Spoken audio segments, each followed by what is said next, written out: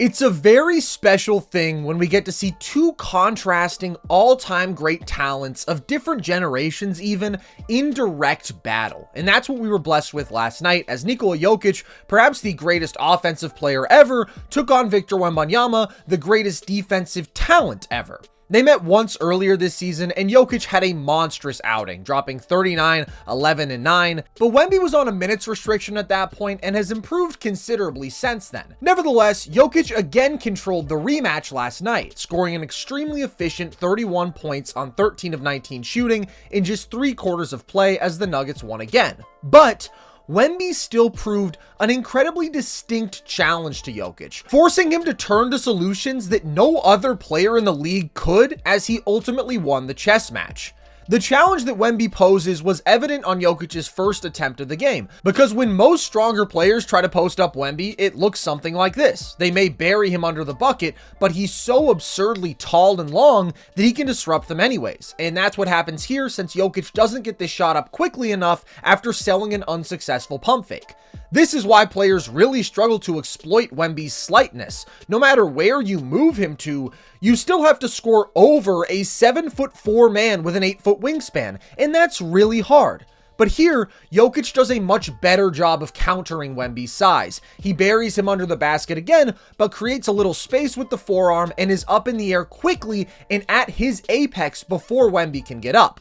This is a spot where only Jokic is both nearly 300 pounds and therefore able to move Wemby easily, and the best paint touch shot maker we have ever seen, making 64% of his hook shots since last season. And along with that irreplicable scoring, Jokic has the unparalleled passing. He disguises this as if he's going to go into his hook again, and as the defense converges on him, drops this off perfectly to Gordon without even having to look. Still, even the best post player on the planet didn't attack Wemby much one-on-one in those situations.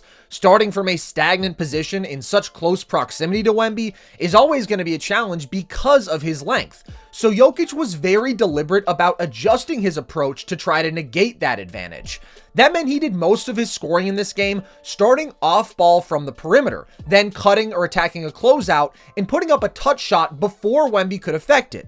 Jokic was extremely intentional about spacing the floor because Wemby's defensive range is unparalleled. He is the best in the league at playing 2 offensive players at once, blowing up pocket passes, threatening both pick and roll ball handlers and rollers at the same time, quickly rotating to destroy players in the dunker spot. But with Jokic 5 feet beyond the 3-point line, that's obviously not possible. He cannot both help on a driver and deal with Jokic.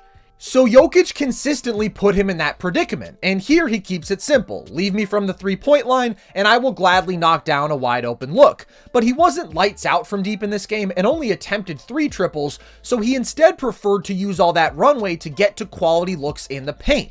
Even on a miss here, look at how far out Jokic is spacing the floor, close to 30 feet out, and he gets a running start on this catch to quickly get downhill to this floater before Wemby can challenge it. He is doing full-on fast feet here, waiting for the ball, then sprints with that running start, gets as deep in the paint as he can without Wemby being able to affect him, and puts up this money floater. And that's what makes Jokic a completely unique solution to the completely unique problem that is Wemby's length. He makes 63% of his floaters. These shots, no matter how impossible it may seem, are like layups to him. He shoots a whole 5% better inside the paint but outside the restricted area than any other high volume player in the league. A massive gap that is consistent year to year. If anybody else is shooting floaters all game because they won't challenge Wemby at the rim, that's a win for the defense. But for Jokic, it's actually the perfect approach, and he knew it. Here, he's again decisive and quick getting downhill, then takes a bump to create space, throws a pump fake that does get Wemby in the air this time, and times this hook perfectly, leaving his feet as Wemby is at the apex of his jump, so he'll be coming down when the shot goes up, and Jokic puts this safely high off the glass anyways. In other matchups, Jokic often loves to catch the ball at the 3-point line, wait for a closeout so he can throw a pump fake, then methodically work his way into the paint, but in this game, he was not playing around. He was making quick decisions and moving as fast as he can, and as fast as I've seen him over the course of a game, because he knew those windows were brief given Wemby's absurd range, and consistently punishing Wemby for overhelping in his usual roamer role. With Jokic trailing the play, Wemby gets caught up in helping on Jamal, who obviously can't score on this double team, so Jokic cuts, and the moment he catches this ball, he's up into a floater. Here, Wemby threatens a trap at half court to Gordon, which puts him a step behind Jokic, who again quickly attacks with that running start and gets to his floater. You just can't get away with that stuff, over helping and doubling, when the best touch shot maker and smartest player in the game is on the floor and you're matched up with him. Again, Wemby is in the paint and help, and Jokic is standing multiple feet behind the three-point line, so that when he catches this, Wemby can't close out. Champagnie has to rotate over, then Jokic hits him with a classic pump and go to attack the closeout, and takes advantage of having anyone other than Wemby guarding him for an easy bucket.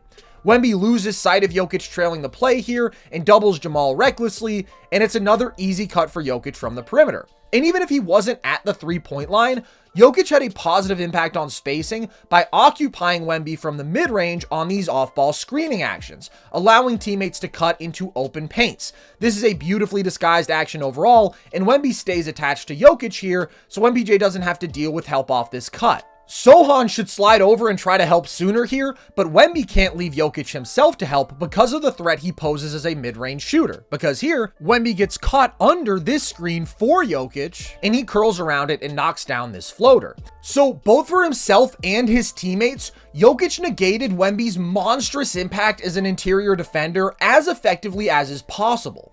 And beyond this brilliant overall strategy, Jokic did at a couple points just outfox Wemby on individual plays. Here, the young fella seems to want to deny him at half court, so Jokic jukes him, and even with that 8-foot wingspan outstretched, manages to make a perfect touch pass to KCP and then cuts, leaves Wemby trailing the play, and dissects this 2-on-1 going over the top to Gordon. Here, Wemby just needs to be a bit more disciplined as Jokic pump fakes him into a foul. And just as he did his best to negate Wemby's absurd length around the rim, Jokic did a good job of simply making the most of every spot where he didn't have to match up with Wemby. Here, he beats him down the floor and creates an easy three in transition. And whenever Zach Collins was on the floor instead of Wemby, Jokic was just barbecuing him.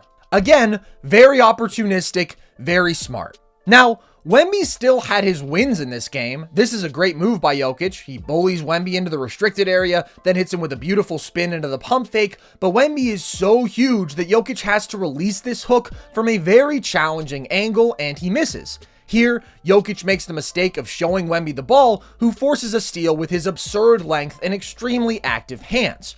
But there's no question that overall, the Serb won the day convincingly. He dominated with superb efficiency, as he does basically every single night. This is why he's, to me, clearly the greatest half-court offensive player ever. He is so smart, so huge and strong, so absurdly gifted as a touch shot maker, and so brilliant as a passer that he simply has an answer for everything. But Wemby drove him to adjust his game, to initiate more from the perimeter, to attack with rare speed and consistent intention, and to ultimately do something no one else could. His strategy and the touch shot making it took to outclass Wemby in this game, rookie Wemby, let's keep in mind, who's already on the shortlist for best defensive player on the planet, was something only Nikola Jokic could pull off. And that is a testament to the greatness of both players.